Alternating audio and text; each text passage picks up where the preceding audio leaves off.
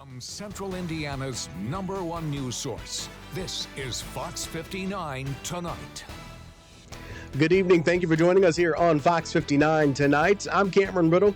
Appreciate you downloading our new Smart TV app on your Roku, Fire TV, or Samsung TV now. We've got all the things. And of course, you can also hit the subscribe button if you are watching us on YouTube, so you never miss any of the conversations that we have every night at 8 o'clock here on Fox 59 Tonight. On today's show, I will be introducing you to somebody who is in the community in multiple different ways and does a lot.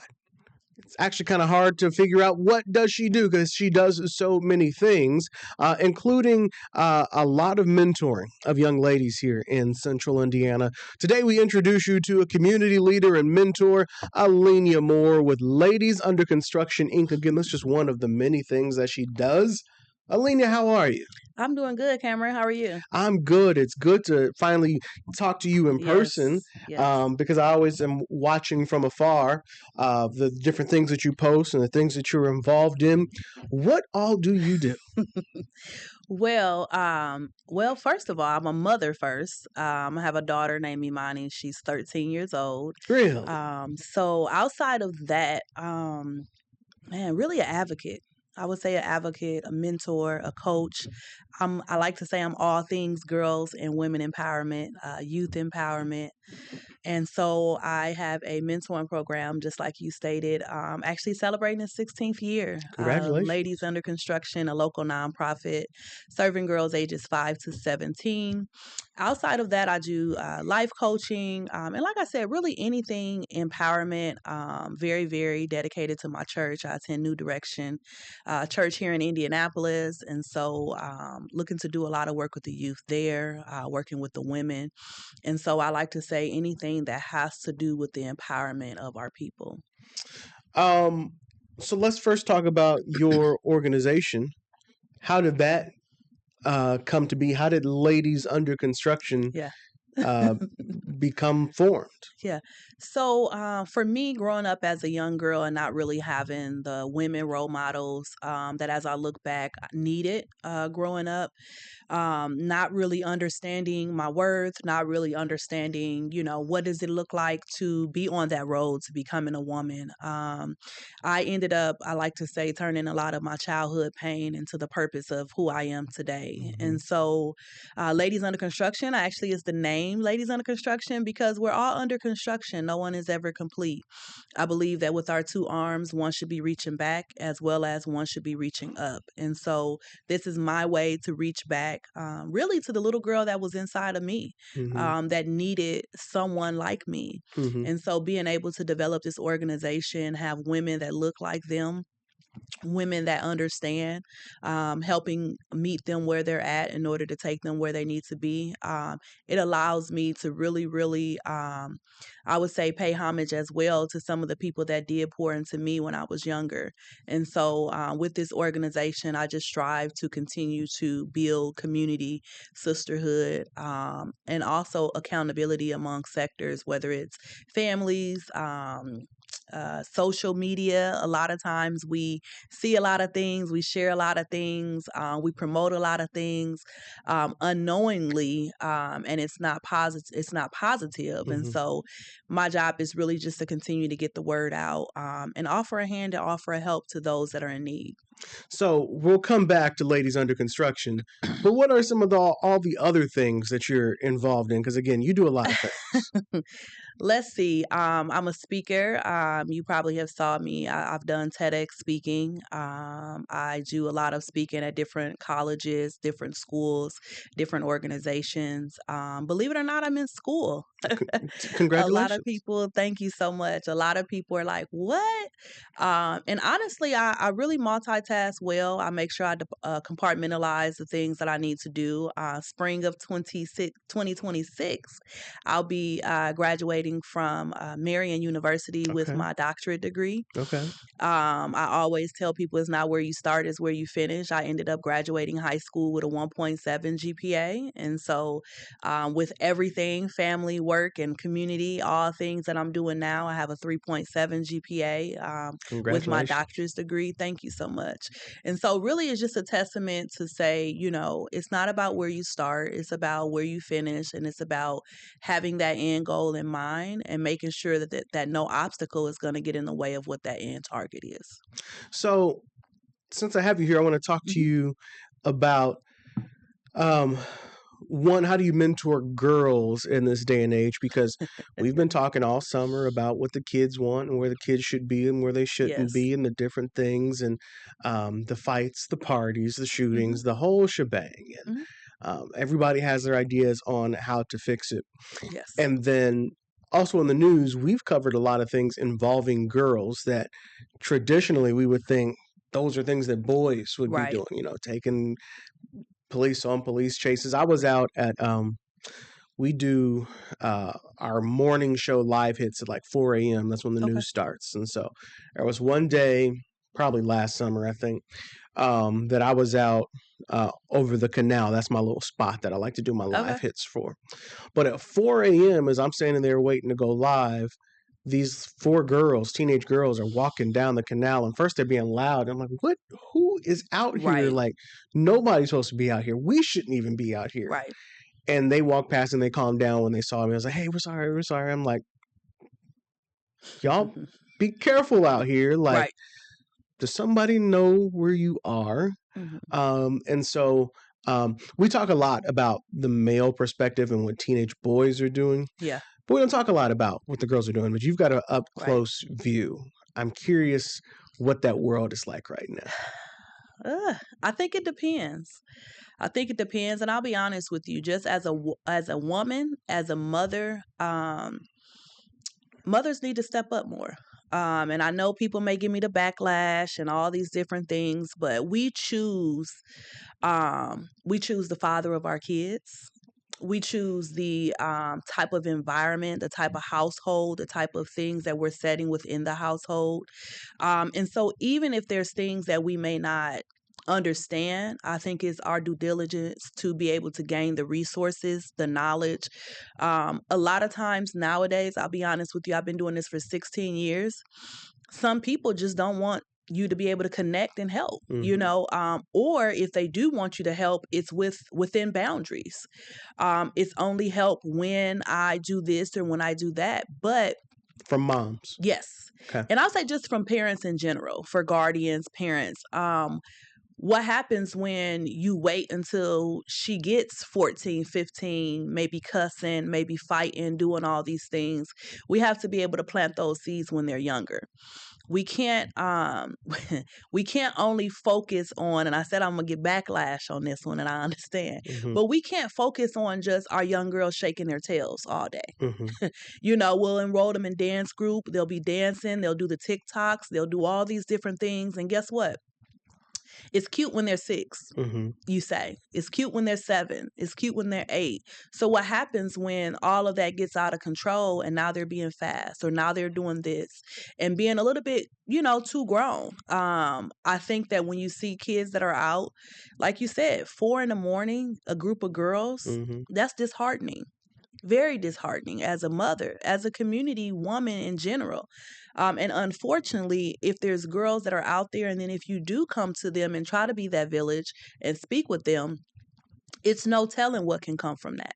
And so it's the danger of, if I do step in, what will happen to my safety? Mm-hmm. What will happen to me in general? And so I just really, really encourage, as far as parents, you know, it's not a choice to get them involved in things that's going to help better their future. It's a requirement. My daughter's 13. A lot of people always ask me, you always got her in this or that. Yes, I would like to be able to make sure, as a young girl, she has some good things in the toolbox of life, Mm-hmm. because at any point, maybe I'm not there, or maybe she's not listening to that small voice, but maybe she can listen to a coach, a mentor, another woman of the village, to be able to reiterate some things that I said. And so I just think that we have to step up more. There are a lot of us that are chronologically adults, Mm-hmm. but really teenagers still as well. Mm-hmm. And so what happens if I'm 50, but I'm really still that young 15-year-old who still needs help herself? We have to be humble. We have to be open. We have to be vulnerable to say, I need help as well. And that's okay, because when you do have that transparency and that vulnerability, the help is here, but we have to be willing. How much of that discussion and mentoring hmm happens at your program, Ladies Under Construction? How often is what you said part of what you're preaching and teaching? Yeah. So, very often, because like I said, it's Ladies Under Construction. It's not just mentoring the girls. We take the parents as well. And also myself, because there's some times when parents may, show some things to me or share some things with me that will enlighten me and help me along my road. And Mm-hmm. so I think as a mentor, that's a title. I'm the founder, that's a title, but I'm a person as well. And so, Ladies Under Construction, I'm not complete. We're Mm-hmm. all under construction. And so, as long as we continue to have that mindset, we've had situations to where parents didn't want that accountability, which is okay. But when I share that, then this isn't the place for you, because we have to hold each and every one of us accountable, even when it hurts. Mm-hmm. How do you in that conversation about guiding young ladies? hmm Well, I guess a lot of people feel like the way we used to do things is hmm not cool anymore, meaning that girls should act a certain way and guys should act a certain way, um, in certain settings, like, Okay. just being respectful, and there's a hmm time and a place for things. And it used to be that you if you acted up and somebody saw you, they would tell your mom, Yeah. and there's more of a village. Now it's like you can't say nothing to hmm anybody's kids and all this. So what is how are you how do you what are you teaching as far as parents and girls of how to be a girl in 2025? Does Yeah. that make sense? Yeah. So I would say, first and foremost, being that example, letting them see by my lifestyle. You're not going to see me um, doing certain things. You're not going to see me exposing my child or them to certain things. Now, do I have times when I may need to be addressed based upon things that I may need to handle? Yes. But overall, with myself, the way I carry myself, the way I dress, the people that I'm around, the places that I go, I definitely try to expose them to just conferences, taking them to different things to where we have to dress up, putting them into Mm-hmm. rooms to where they can see that this is possible. I may be a teenager today, and I may be in a room full of adults, but you still can show up in your best self, and so I think that's the biggest thing. And like I said, as a woman, is I hate to say this, but it's so true. We are dropping the ball. We are dropping the ball of how to carry ourselves, Mm-hmm. because we can't say, daughter, respect yourself, do this, do that. And they see the mother that's cussing, that's around this person, that's bringing drama, that's not respecting herself, that's wearing clothes that are provocative, Mm-hmm. that are really emulating kind of some of the different things that we see on TV or in music. And so it's really the exposure. I think exposure and socialization is key. For me, like I said, growing up, I was raised with my grandmother. And I'll tell you, my grandmother was old school. You're not spending the night. Right. You're not going nowhere. Mm-hmm. We knew that we better not let the street lights catch us. Mm-hmm. Just those different things that I remember growing up. People knew I couldn't do anything. And that's what I'm wondering now. Is Yeah. all that stuff, do people still respect that stuff, or do they feel like it's played out? I would say a lot of people don't respect it. I've heard parents say when it comes to certain things, they don't want the backlash or they don't want to hear the things that may come after it when it comes to discipline. You have a lot that do. I definitely will tell you that. We have a lot. We have a lot that do, and so I think that the ones that do are not glorified enough, are not Mm-hmm. promoted enough. So the other things oversaturate it. Mm-hmm. And so I think that we definitely do have it. But it's just like you said, the things that we see on the news, on TV, the things that we see makes it look like it's a certain way. But to be able to empower and to highlight the young people that are doing well, it's not a lot of that. So it's kind of like that's not the cool thing to do. Mm-hmm. So those things are not necessarily showcased.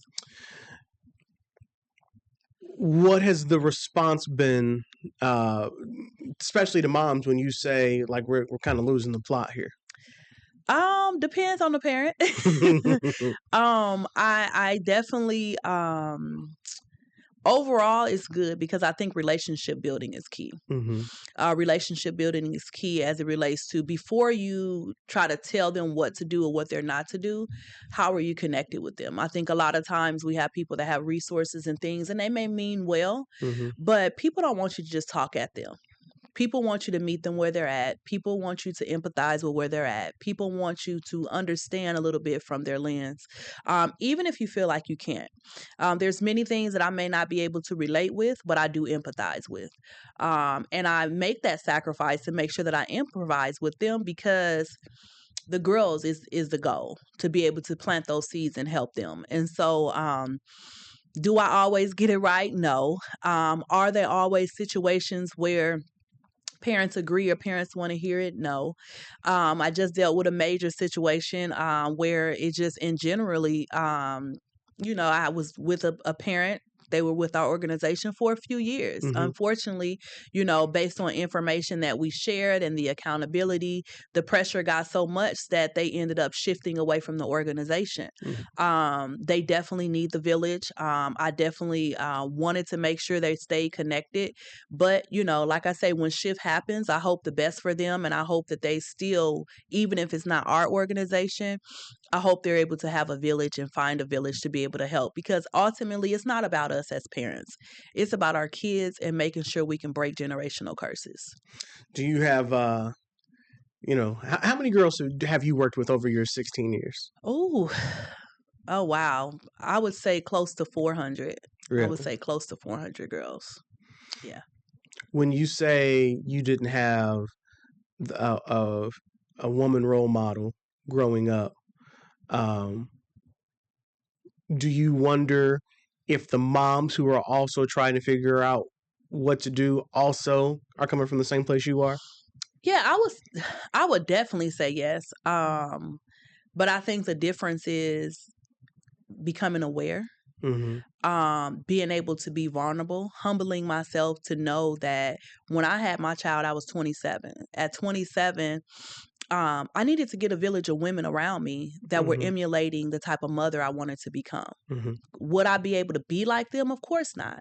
But would I be able to carry some traits, some characteristics, figure out what is it that I need to do? That was my goal. And so I was able to do that at 27. A lot of times I'm in rooms, I'm connecting with people. People are like, well, why are you meeting with them?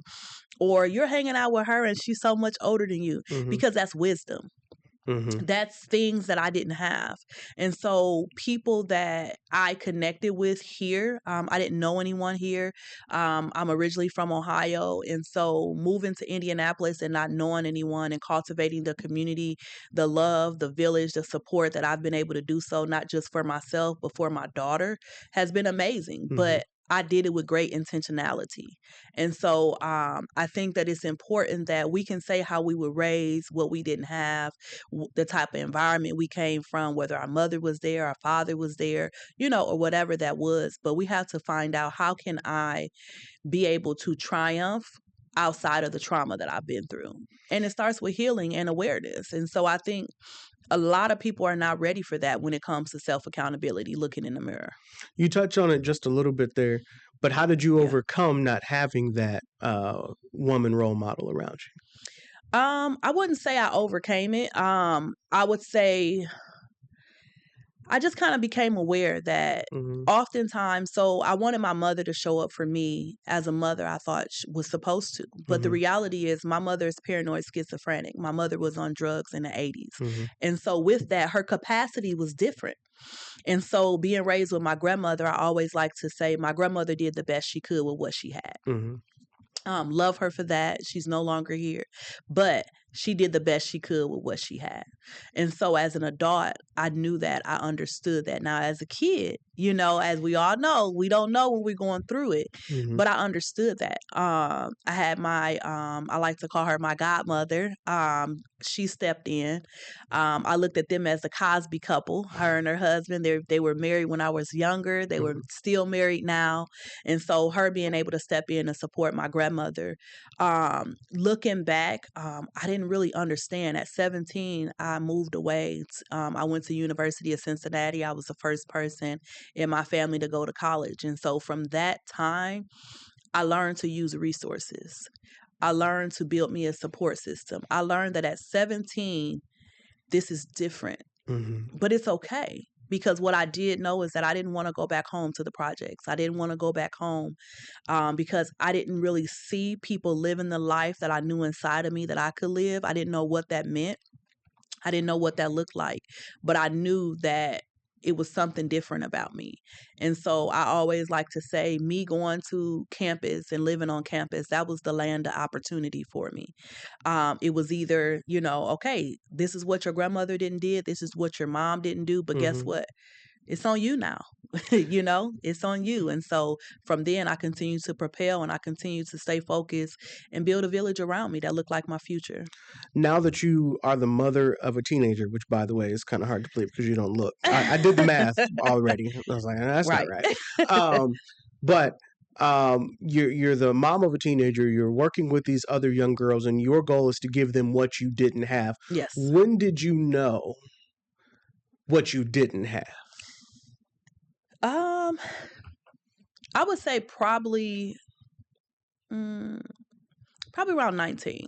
Okay. I would say probably around 19. And I probably knew what I didn't have, but I didn't know, how to translate it, how to Mm-hmm. articulate it, how to move from it. And so I knew that there was a light that was inside of me. It's always interesting when people say, it's something about you. Mm-hmm. That can go many different ways, Mm-hmm. Mm-hmm. depending on what you're doing. Mm-hmm. And so, yeah, so understanding that and just being on campus trying to figure it out. Once I moved to Indianapolis, I think that was time for me to activate. I moved to Indianapolis at the age of 22. And so having the opportunity to just be in the And community. why did you move to Indianapolis? Actually, it was either here or Columbus, Ohio. I didn't want to move too far. I still wanted to have a nice sized city because my grandmother was getting older. Mm-hmm. So I wanted to make sure I stayed close. So Indianapolis actually offered me a job first. So I said, let's go. Okay. Okay. So I didn't know anyone, didn't have any ties to Indianapolis. Actually, never really had been to Indianapolis.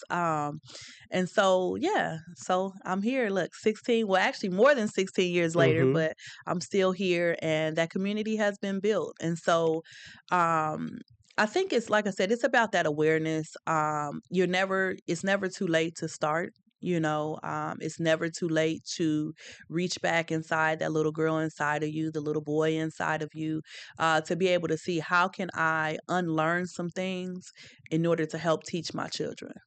What was it? What are some of the lessons that you're giving that you wish you were given?